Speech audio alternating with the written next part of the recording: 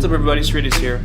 So to carry on from last week's truck video, I think, we were having a little bit of a seat belt dilemma at the top because someone who previously owned the truck had re-tapped the thread to 7/16 by 14, I think, when it's originally 7/16 by 20.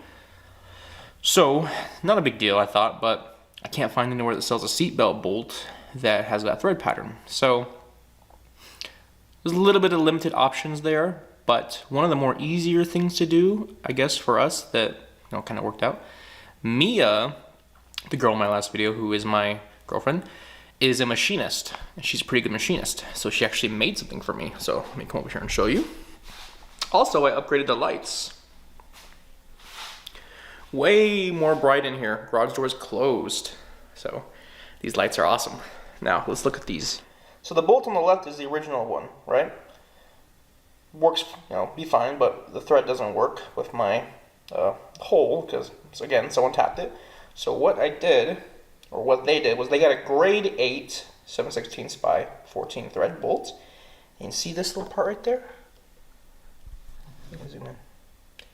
Mia machined that to the same diameter as this. Took a coupling, threaded coupling that has the same thread as this, machined it off, as you can see.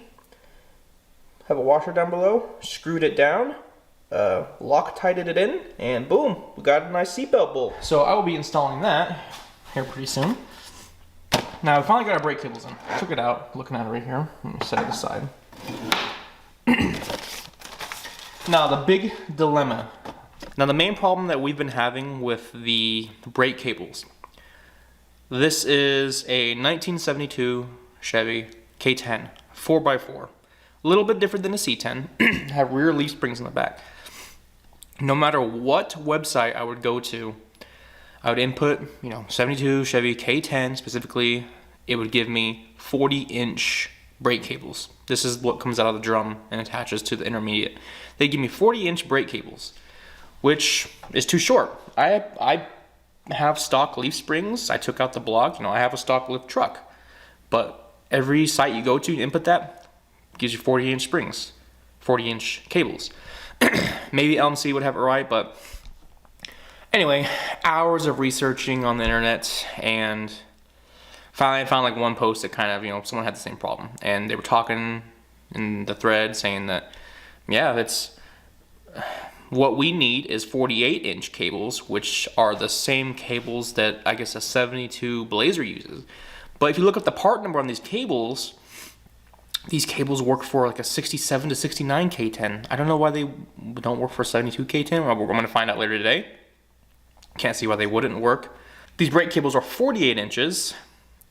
I also messaged Inline Tube, which is like a brake cable manufacturer or something. That's where I got some of my parts. I messaged them and I asked, what is the stock brake cable length for a 72 K10 4x4 with no lift? They told me like 47 3/4 inches, which is like basically what I got. So after that little extensive story, finally found these. This is the part number for the Raybestos brake cables. Right there, made in China, but BC92448. Got them off eBay because it was the closest place that had them for the cheapest price. There are some original other part numbers. There's a what's that other brand? Cardone or something. I'll post it down in the description down below, the part number, and I'll post down the OEM part number. So there's that. So fun stuff right there. Hopefully these will work because I'm tired of this. Next fun thing we got is we got the wheels in finally. These were unexpected. It wasn't. The website said still processing, but they arrived the other day. So I got these wheels 2 days ago. I got the tires put on yesterday. Nothing too crazy. They're called Nokian Rotivas, all-terrain. I wanted to put in some BF Goodrich like we have on the Jeep outside.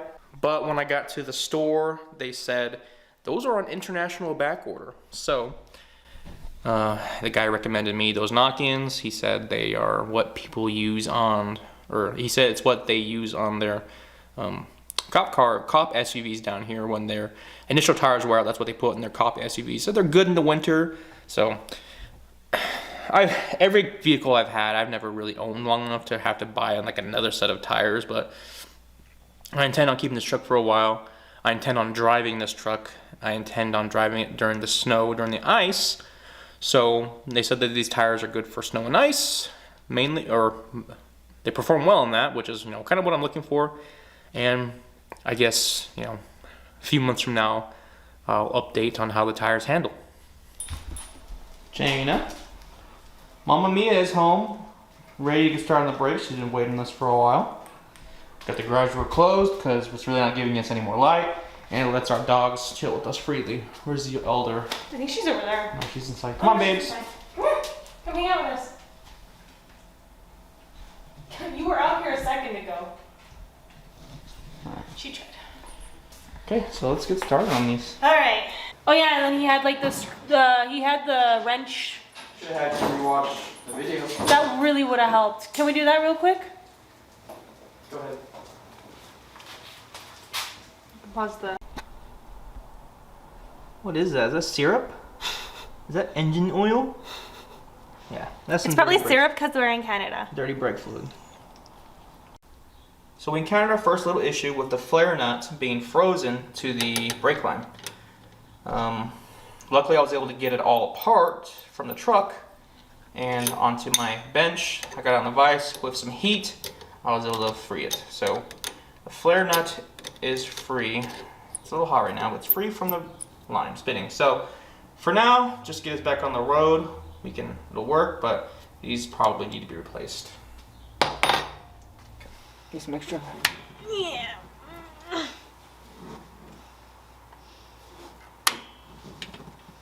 Yeah, that doesn't look right. Yeah, I need to go the other way. There we go. Yeah, I'll grab right here. Here? Mm-hmm. I'm not gonna bend it? No, I'm just gonna grab it. Easy. Only because you helped me.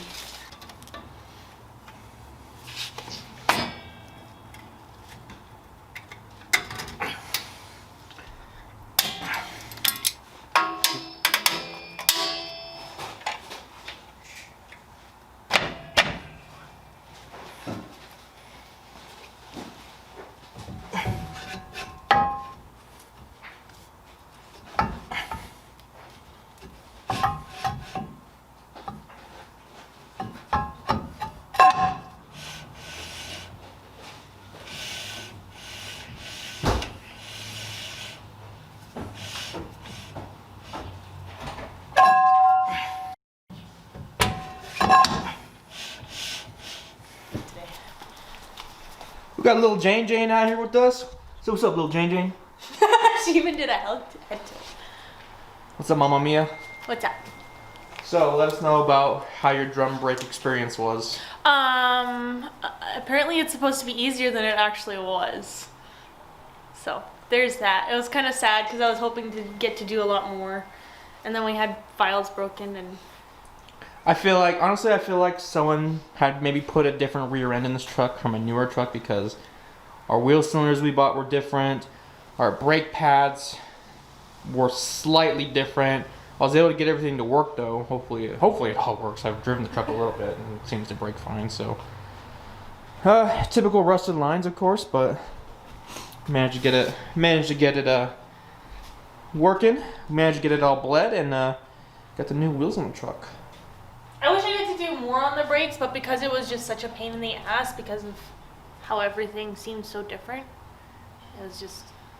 It didn't turn out the way we had anticipated. You ended up doing most of the work because you had more strength and knowledge of what was going on. So. Also, some of the footage on the camera got corrupted. Yeah. Because, I don't know, apparently when you record more than 10 minutes on this camera, the files are weird, you need to transfer them a certain way. And I didn't see that. So after I had transferred a bunch of 0 gigabyte footage, I ended up deleting it thinking it was all good, and now I don't have it anymore. So maybe one day we'll get to redo the disc brakes in the front, and that'll be a bit easier for you to do, because I would assume the front end is a lot more likely to be stock versus, someone can easily swap out a new rear end. Don't you want to do disc brakes on the back too? I would, but that's like like a $600 upgrade, and we just did those drums. So I mean, later on down the road, if YouTube is still a thing, you'll see a drum to disc brake conversion. That's what I was gonna say. Transition. Little changing. So it looks like those 72 Blazer e-brake cables actually worked. I managed to get them run up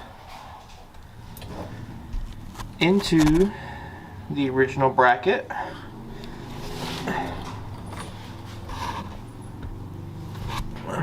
And then we got it right there on those little attachment points, I don't know what it's called, onto the intermediate cable. Got these little hangers hanging out that hold the line. Line is running into that bracket, and actually have plenty of thread adjustment to make it tighter. So there's that. Intermediate cable is running across. Got that rod. Sorry if the microphone's hitting the bunch of stuff. There's the other end of the rod. Looks like I need to push it in a little bit. Oh, it doesn't go in. And then for me to get it kind of tight, I actually had to put that hanger pretty far up versus like in one of these holes. But we've got the intermediate cable running. Got it into this little attachment thing. Got that kind of in the stock bracket. It's tough to get in there. I think someone bent these in the past or something, so eventually I'll try and straighten it back out, but I can't get to it because the glass is in the way. And then into the drum.